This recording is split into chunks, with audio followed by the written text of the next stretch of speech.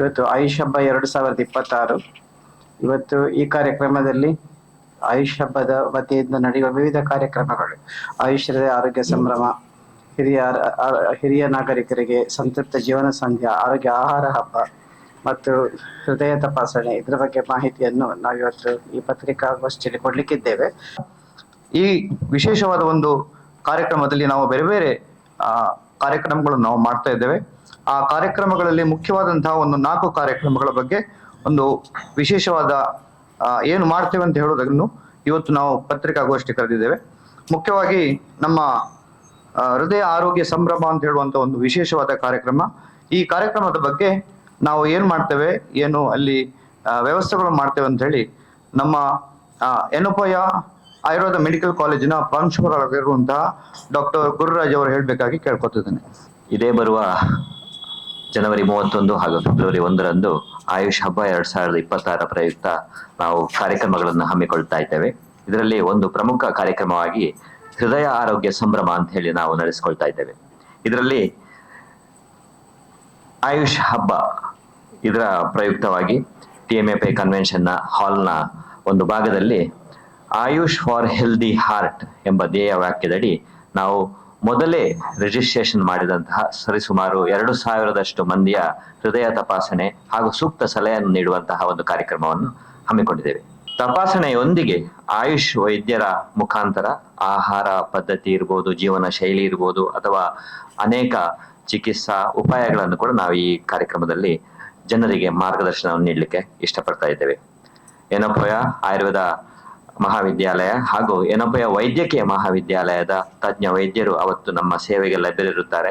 ಒಂದು ಕೌಂಟರ್ ನಾವು ಅಲ್ಲಿ ಕ್ರಿಯೇಟ್ ಮಾಡ್ತಾ ಇದ್ದೇವೆ. ಆ ಕೌಂಟರ್ ಅಲ್ಲಿ ಯಾರಿಗೆಲ್ಲ ಸಲಹೆ ಅಥವಾ ಚಿಕಿತ್ಸಾ ಉಪಕ್ರಮಗಳು ಬೇಕಿರುತ್ತೆ ಅವರು ರಿಜಿಸ್ಟ್ರೇಷನ್ ಮಾಡಿ ನಾವು ಅದನ್ನು ಪಡ್ಕೊಳ್ಬೇಕು ಅಂತ ಈ ಮೂಲಕ ನಾವು ಕೇಳ್ಕೊಳ್ತಾ ಇದ್ದೇವೆ. ಒಂದು ವೇಳೆ ಈ ಕಾರ್ಯಕ್ರಮದಲ್ಲಿ ನಾವು ಅವರಿಗೆ ಏನಾದ್ರೂ ಕಾಯಿಲೆಗಳನ್ನು ಕಂಡು ಬಂದ್ರೆ ಅದಕ್ಕೆ ಮುಂದಿನ ಮಾರ್ಗೋಪಾಯಗಳನ್ನು ನಾವು ಹೆಚ್ಚಿನ ಚಿಕಿತ್ಸೆಯನ್ನು ಕೂಡ ಆಸ್ಪತ್ರೆಯಲ್ಲಿ, ನಮ್ಮ ಯೂನಿವರ್ಸಿಟಿಯ ವೈದ್ಯಕೀಯ ಕಾಲೇಜು ಮತ್ತು ಆಸ್ಪತ್ರೆಯಲ್ಲಿ ಇದಕ್ಕೆ ಹೆಚ್ಚಿನ ಚಿಕಿತ್ಸೆಯನ್ನು ನೀಡಲಿಕ್ಕೆ ಕೂಡ ನಾವು ತಯಾರಿದ್ದೇವೆ ಅಂತ ಹೇಳ್ತಾ ಈ ಒಂದು ಕಾರ್ಯಕ್ರಮದ ಸದುಪಯೋಗವನ್ನು ಸಾರ್ವಜನಿಕರು ಪಡ್ಕೊಳ್ಬೇಕು ಅಂತ ಈ ಮೂಲಕ ವಿನಂತಿ ಮಾಡ್ಕೊಳ್ತಾ ಇದ್ದೇನೆ.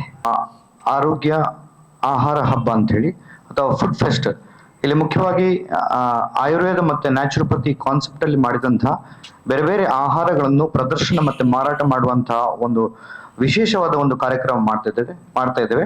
ಇದ್ರ ಬಗ್ಗೆ ನಮ್ಮ ಡಾಕ್ಟರ್ ಉಡುಪ ಅವರು ಒಂದು ವಿಶೇಷ ಮಾಹಿತಿ ಕೊಡಬೇಕಾಗಿ ಈ ಮೂಲಕ ಕೇಳ್ಕೊತಿದ್ದೇನೆ.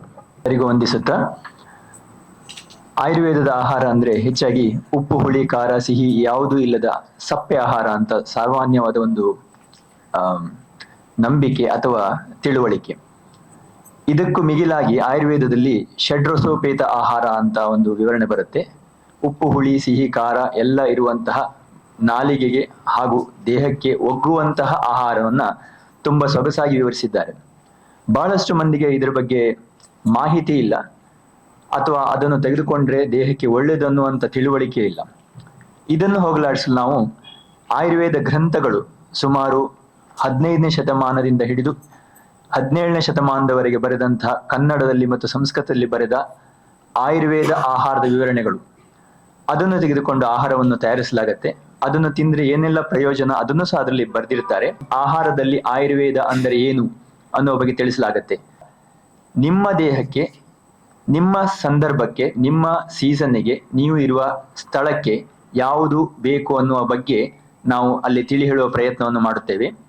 ಹೊಟ್ಟೆಗೆ ಹಿತವಾದ ಹಾಗೆ ತಲೆಗೂ ಸ್ವಲ್ಪ ಆಯುರ್ವೇದ ಹೋಗುವ ರೀತಿಯಲ್ಲಿ ಸಣ್ಣ ರೀತಿಯಲ್ಲಿ ಮಾಹಿತಿಯನ್ನು ಕೊಡುತ್ತಾ ಸುಮಾರು 22 ಬಗೆಯ ಖಾದ್ಯಗಳನ್ನ 2 ದಿವಸಗಳಲ್ಲಿ ಆಯುರ್ವೇದದಲ್ಲಿ ಹೇಳಿದ ರೀತಿಯಲ್ಲಿ ತಯಾರಿಸಿ ನಿಮ್ಮ ಮುಂದೆ ಇಡುವ ಪ್ರಯತ್ನವನ್ನ ಶ್ರೀರಕ್ಷಾ ಆಯುರ್ವೇದ ಕ್ಲಿನಿಕ್ಕಿನ ಸಿಬ್ಬಂದಿ ವರ್ಗ ಹಾಗೂ ನುರಿತ ಅಡುಗೆಯವರ ಒಂದು ತಂಡದೊಂದಿಗೆ ನಿಮ್ಮೊಂದಿಗೆ ಬರ್ತಾ ಇದ್ದೇವೆ.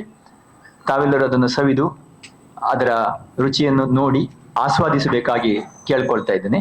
ನಮ್ಮ ನ್ಯಾಚುರೋಪತಿಯ ಮೂಲಕ ಬೇರೆ ಬೇರೆ ಕಾನ್ಸೆಪ್ಟ್ಗಳ ಮೂಲಕ ಆಹಾರಗಳನ್ನು, ಆರೋಗ್ಯವನ್ನು ಕಾಪಾಡಿಕೊಳ್ಳಿಕ್ಕೆ ಬೇಕಾಗಿರುವಂತಹ ಆಹಾರಗಳನ್ನು ಕೊಡ್ತಾರೆ. ಅದರ ಬಗ್ಗೆ ಒಂದು ವಿಶೇಷ ಮಾಹಿತಿ naturopathy food fest.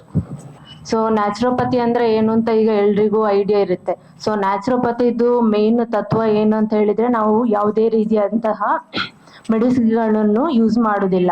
So main ತತ್ವ ಏನಂತ ಹೇಳಿದ್ರೆ ಆಹಾರವೇ ಔಷಧಿ ಅಂತ ನಾವು ಹೇಳ್ತೇವೆ. ಓಕೆ, ಸೊ ನಾವು ಯಾವ ರೀತಿಯಾದಂತಹ ಆಹಾರವನ್ನು ನಾಡಿದ್ದು ಬರುವ ಆಯುಷ್ ಹಬ್ಬದಲ್ಲಿ ಮಾಡ್ತಾ ಇದ್ದೇವೆ ಅಂತ ಹೇಳಿದ್ರೆ, ಯಾವುದೇ ರೀತಿಯಾದಂತಹ ಮೈದಾ ಯೂಸ್ ಮಾಡುದಿಲ್ಲ, ಶುಗರ್ ಯೂಸ್ ಮಾಡುದಿಲ್ಲ, ಆಯಿಲ್ ಯೂಸ್ ಮಾಡುದಿಲ್ಲ. ಓಕೆ, ಸೊ ಈ ಇಂದಿನ ದಿನಗಳಲ್ಲಿ ಜೀವನ ಶೈಲಿಯಾದಂತಹ ಬರುವ ರೋಗಗಳು ತುಂಬಾ ಜಾಸ್ತಿ ಆಗ್ತಾ ಇದೆ. ನಾವು ಯೂಸ್ ಮಾಡುವಂತಹ ಆಹಾರಗಳು ನಾವು ಹೇಗ್ ತಿಂತೇವೆ ಅನ್ನೋದ್ರಕ್ಕಿಂತ ಎಷ್ಟು ತಿಂತೇವೆ, ಯಾವಾಗ ತಿಂತೇವೆ, ಇದೆಲ್ಲ ತುಂಬಾ ಇಂಪಾರ್ಟೆಂಟ್ ಆಗಿರುತ್ತೆ. ನಾವು ಯಾವ ರೀತಿಯಾದಂತಹ ಆಹಾರಗಳನ್ನು ನಾಡಿದ್ದು ಫುಡ್ ಫೆಸ್ಟ್ ಅಲ್ಲಿ ಇರ್ತಾ ಇದ್ದೇವೆ ಅಂತ ಹೇಳಿದ್ರೆ, ನಾವು ನ್ಯಾಚುರೋಪತಿಯಲ್ಲಿ ಏನ್ ಮಾಡ್ತಾ ಇದ್ದೇವೆ ಅಂತ ಹೇಳಿದ್ರೆ, ನಾವು ಜಂಕ್ ಫುಡ್ ಗಳನ್ನು ಈಗ ತುಂಬಾ ಜನರಿಗೆ ಆದಷ್ಟು ಅವಾಯ್ಡ್ ಮಾಡ್ಲಿಕ್ಕೆ ಆಗುದಿಲ್ಲ. ಸೊ ಈ ಫುಡ್ ಗಳಿಗೆ ನಮ್ಮ ನ್ಯಾಚುರೋಪತಿಯಲ್ಲಿ ಹೆಲ್ದಿ ಟ್ವಿಸ್ಟ್ ಕೊಡ್ತಾ ಇದ್ದೇವೆ. ಯಾವ ರೀತಿಯ ಹೆಲ್ದಿ ಟ್ವಿಸ್ಟ್ ಅಂತ ಹೇಳಿದ್ರೆ, ಈಗ ಲೆಂಟಿಲ್ಸ್ ಧಾನ್ಯಗಳನ್ನು ಯೂಸ್ ಮಾಡಿ ಬರ್ಗರ್ಗಳನ್ನು ಮಾಡೋದು, ಅಥವಾ ಪಿಜ್ಜಾ ಇದನ್ನು ಮೈದಾದಲ್ಲಿ ಹೊರಗಡೆ ಮಾಡಿರ್ತಾರೆ, ಅದನ್ನು ನಾವು ಗೋಧಿ ಮೂಲಕ ಮಾಡಿರೋದು, ಮತ್ತೆ ಸ್ವೀಟ್ ಪೊಟ್ಯಾಟೊ, ಇಂತಹ ಚಾಟ್ಸ್, ಆಮ್ಲಾ ಕ್ಯಾಂಡಿ, ಇಂತಹ ಫುಡ್ಗಳನ್ನು ನಾವು ನಾಡಿದ್ದು ಪ್ರದರ್ಶನ ಮಾಡ್ತಾ ಇದ್ದೀವಿ. ನಾವು ಸಾರ್ವಜನಿಕರಲ್ಲಿ ಏನು ವಿನಂತಿ ಮಾಡ್ತಾ ಇದ್ದೇವೆ ಅಂತ ಹೇಳಿದ್ರೆ, ಸೊ ನಮ್ಮ ಸ್ಟಾಲ್ ಅನ್ನು ಭೇಟಿ ಮಾಡಿ, ಮೇನ್ಲಿ ನಮ್ಮ ಉದ್ದೇಶ ಏನಂತ ಹೇಳಿದ್ರೆ ಜನಗಳಿಗೆ ಆಹಾರದ ಮಹತ್ವವನ್ನು ಹೇಳ್ಕೊಡುದು ಮತ್ತು ಆಹಾರವನ್ನು ಯಾವ ರೀತಿ ನಾವು ತಗೊಂಡು ನಮ್ಮ ಆರೋಗ್ಯವನ್ನು ಉತ್ತಮ ಪಡಿಸ್ಕೋಬೇಕು ಅಂತ ಹೇಳೋದು ನಮ್ದು ಮೇನ್ ಉದ್ದೇಶ ಆಗಿರುತ್ತೆ. ಸೊ ಈ ಎಲ್ಲ ಫುಡ್ಗಳನ್ನು ನಾವು SDM college of naturopathy and yogic science ಇಲ್ಲಿನ ನ್ಯೂಟ್ರಿಷನ್ ಡಿಪಾರ್ಟ್ಮೆಂಟ್ ಡಾಕ್ಟರ್ಸ್ ಮತ್ತು ಶಾಂತಿವನದ ಡಾಕ್ಟರ್ಸ್, ಸೊ ಇವರೆಲ್ಲ ಸೇರಿ ಈ ಫುಡ್ಗಳನ್ನು ತಯಾರಿ ಮಾಡಿರ್ತಾರೆ.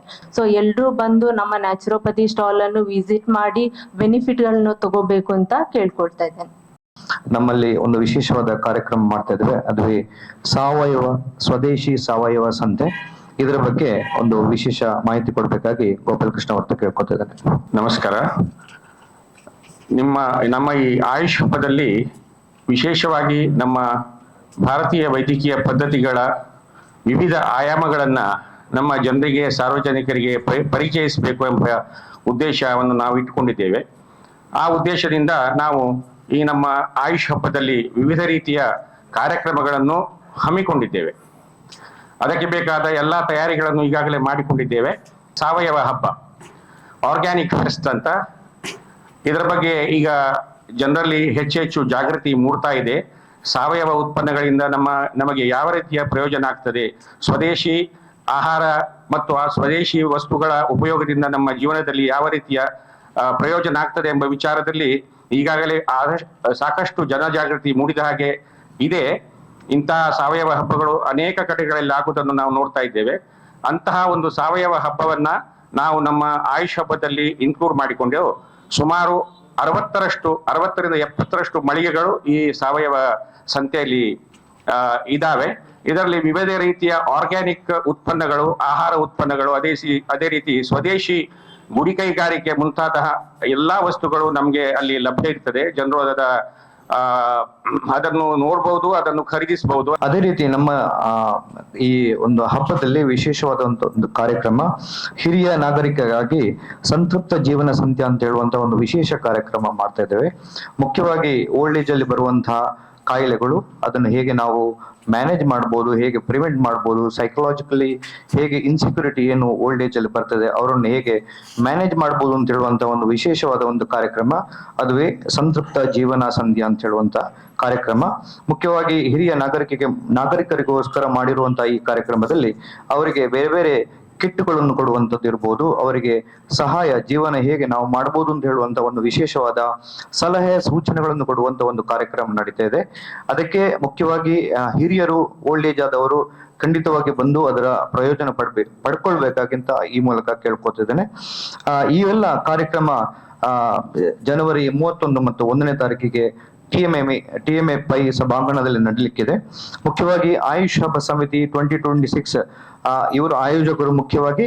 ಅದೇ ರೀತಿ ಆಯುಷ್ ಮಹಾವಿದ್ಯಾಲಯಗಳು ಎಲ್ಲ ನಮ್ಮ ದಕ್ಷಿಣ ಕನ್ನಡ ಮತ್ತೆ ಉಡುಪಿ ಎಲ್ಲಾ ಕಾಲೇಜುಗಳನ್ನು ಸೇರಿಸಿ ಮಾಡುವಂತಹ ಒಂದು ವಿಶೇಷವಾದ ಒಂದು ಕಾರ್ಯಕ್ರಮ.